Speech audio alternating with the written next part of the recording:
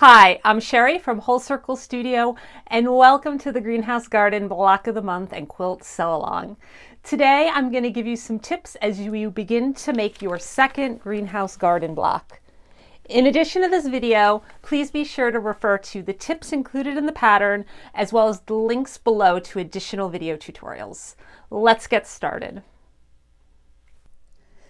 This month's block comes together fairly quickly, and I have just a couple of tips to help make piecing it easier and more precise. First, I want to give you some tips for how I position my fabric so that I know after I sew it, it will fully cover the section I want it to cover. This can be especially tricky for bigger sections like this one right here, section 3 in paper piece C. So this is how I approach paper piecing. If this is confusing or you do it a different way, go with the way you know. But this is how I like to do it. First thing is I have section 1 and section 2 full, and I'm now going to add on section 3. So the first thing I'll do is I like to take an old room card, hotel room card or gift card, could use a credit card if you want, and I fold back on the line I'm going to sew on. So in this case, I'm going to be sewing on this line right here. I already have section 2, I want to get section 3. And I like using these cards because I find they're very thin and it allows me to get a pretty accurate folding. And I'm just going to fold that back. Sometimes I need to do it more than once if it's a little bit longer, the line. And the next thing I'm going to do is, because I'm going to be aligning the fabric from the back, what I'm going to show you is I like to use just a plain pencil and have some reference points. What I'm doing is I'm just looking for where the line or the section that I want to cover is, some lines. So here is the end of that line. So I'm just going to make a little rough line, rough mark. It doesn't have to be exact. You can hold it up to a window. I could see that the section, I just use my finger, will come to here. So I can hold it up to a window or just approximate. It's going to go off the edges of the paper on this side, so there's nothing for me to mark. I just know the edge of the paper is where is my reference. But then the section ends right here. So I'm just going to put a little mark here. So I kind of just go around and look for points, and I'm making those with a pencil. I'll darken them up so you could see them on the camera there. All right, so those will make more sense in a minute. So again, I'm going to fold back the paper on the line I'm going to sew on. I then like to remove the excess fabric that I don't need from previous sections. So I'm going to use my add a quarter ruler. If you're not familiar with these, there's a little groove. So from the groove to the edge is 1/4 of an inch. So I can just then kind of set that little groove on my paper. And I know when I cut, it'll be 1/4 of an inch from the raw edge. And of course, you can use a plain old acrylic ruler to do this too.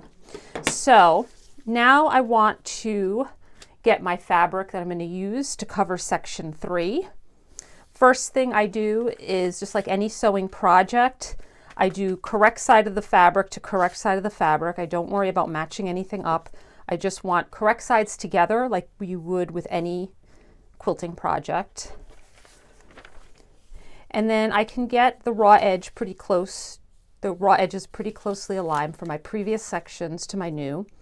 And then what I'm going to do is these pencil marks that I used, I'm going to use as a reference so I could see, and I can always connect them if I need to. So here I'm just going to connect it. And what this is the section we want to cover in reverse. Let me show you what that looks like. So section 3 is over here that we want to cover, section 3. So again, I'm going to use some x-ray vision. I'm going to not pay attention to what was previously sewn. I'm just going to pay attention to this new fabric that I'm using to cover section 3 and the mark. I know that section 3 goes off the edge of the paper here. And I can see that I want to make sure that this whole paper section is covered by this new fabric. And I could see here, it's off the edge. So I just need to shift this, scooch this over. And again, sometimes I need to pick things up to see it if my X-ray vision isn't quite working. But I can see this section 3 on the paper is fully covered by this fabric in all directions. So I'm good to go. So now the trick is we need to open this up and get it over to our sewing machine. So my sewing machine is not quite close to where I'm recording today. One thing sometimes I like to do to get it over to the machine is to use these Wonder Clips. And I can certainly use the Wonder Clip to attach to the paper. That would be more secure. If I'm closer to my machine, I'll just clip it. And I think these mini Wonder Clips, I'll have a link to them below, are great for this. They're a little bit more precise, a little bit less clunky than the bigger ones. I'm just clipping the pieces of fabric. So the new piece of fabric to the seam allowance of what is already attached to the paper. And then what I can do, bring it over to my sewing machine, flip it open, sew on that line, and then everything will align. If I'm going to leave the Wonder Clips, I just want to go very slowly and make sure I'm removing these Wonder Clips as I'm sewing. So let me go bring this over to my machine, sew it, and I'll bring it back and we'll confirm if it does cover this section. It looks a little weird because this is the way it'll be going through all this fabric on this side, all the paper on that side, but it will work. So let me go sew that and I'll be right back. Here is what my paper piece looks like when it came off the machine. I sewed right along that line. I took out the Wonder Clips. And so now is our moment of truth to see if this works. Again, in reverse, how I lined it up is this piece, this outline that I did is all covered by the fabric in reverse. So before we trim it, let's test it. I'm going to open this up and we'll flip it over. And I could see, yes, so section 3 is right here. And that new piece of fabric is covering it completely, plus a little bit extra. We know we need at least 1/4 inch all the way around this, this paper edge and around this line. More is better, of course, have a little bit more wiggle room. So it is good. So let me show you one other trick that I do. We're going to go ahead and fold, go back to how it was off the machine. We're going to fold everything back, the fabric, the paper, and we need to do one thing before I show you my trick. Of course, we're going to cut off this extra seam allowance by about 1/4 inch, either using the Add-A ruler or your acrylic. And then we want to open it up and give it a good press with our iron or with our seam roller. I'm going to make sure this lays nice and flat. And it's nice and flat. Again, you could do this with an iron too.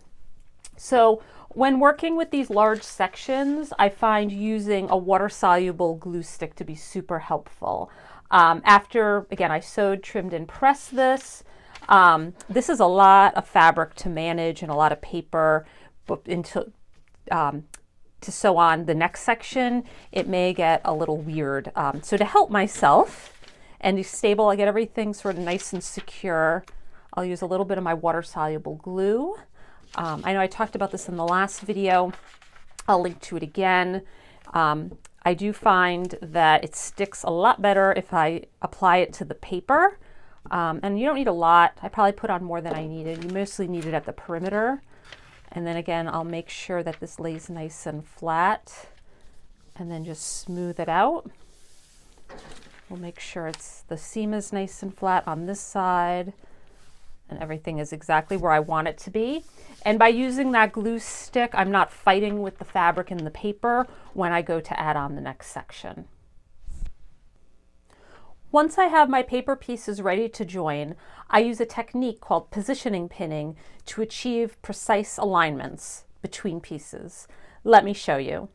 On these patterns, there's a small little symbol, a dot, on some of my paper pieces where I want to pay close attention to the alignments. For this block, one of the areas is where the leaf sections match. So, but anytime I have seams that I want to match up precisely, whether there's dots or not on the patterns, this is what I do. I first place my units, my pieces, correct sides together, and then I use super thin pins to align the dots. The thinner the pin, the more accurate the results. And I really like this brand of pins, Iris Superfine, because while they're thin, they don't bend easily. I'm going to put a link to them below.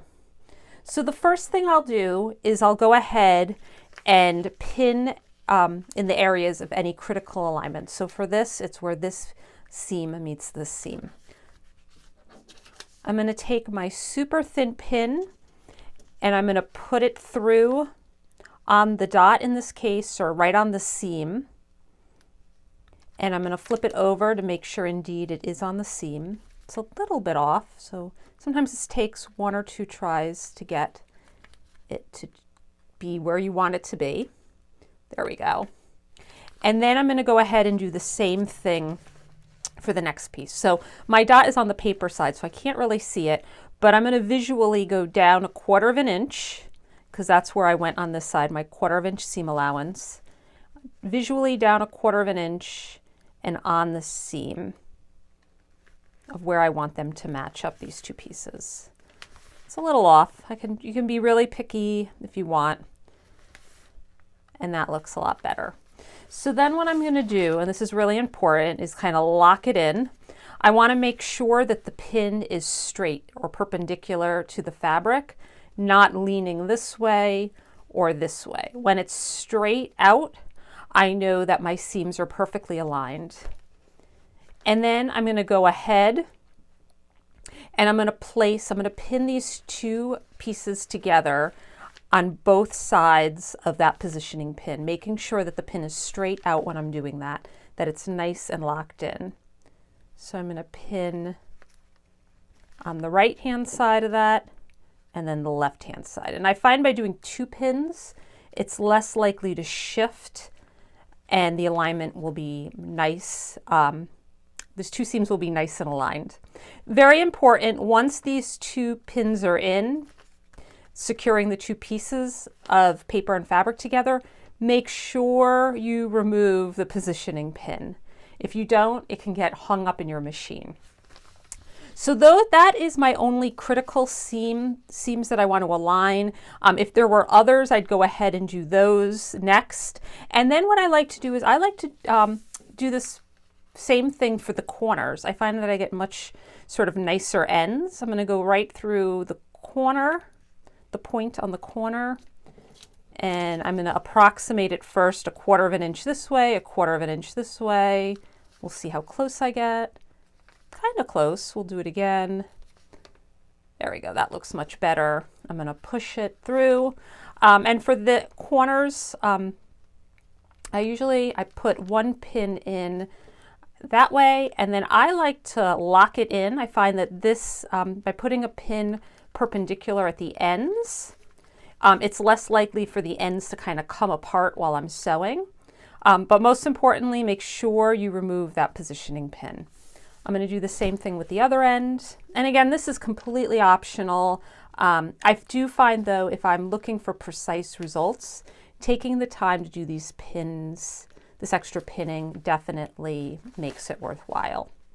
And again, I cannot stress enough the importance of doing this with a very, very, very thin pin. All pins are thin, but there's extra thin pins, and the thinner your pin, the more accurate you're going to be, and you're going to get better results. So I have my critical alignments pinned. I have my ends. This is a very long edge, and I like to pin it. I could certainly throw some more pins in. Again, by adding more pins, I find that I'm doing less work on the machine. So for this, what I'll do is sometimes things can shift a little bit. I'll stick my positioning pin in, maybe where I want to put the pin, or I want to pin those pieces together. I'll look over. It's a little off the line. That means it shifted a little bit. So I'll separate that and try again for that bottom piece. That's better. Again, I'll push that through, making sure it's nice and straight, and pin. And again, by doing this, I find that I get much more accurate results. I could certainly add more pins if I want to be super, super precise, but this looks good for me. So now I'm ready to bring it over on the machine. Again, I find by taking the time to do this, my seam allowances are much more accurate, so I get much better results in the end, and my final block measures what the intended size should be, or very close to it. In the end, after you sew this, if your alignments aren't quite perfect and you don't want to use a seam ripper, remember your quilt is a handmade object. Nothing handmade is perfect. And it's okay to be perfectly imperfect. So let me show you what that alignment looked like in my final block. That's right here. And you could see those seams by doing the positioning pinning ended up really, really nicely. Sort of visually, that leaf continues very beautifully. I can't wait to see your blocks come together. Thanks again for being here and for sewing along with us. I'll be back next month with more tips. In the meantime, be sure to share your progress online using the greenhouse garden hashtags found on the pattern and tag me so we can all check out what you're working on. Or I'd love for you to email me photos of your blocks when you're ready to share. My email address can be found in the pattern. See you next month and happy sewing.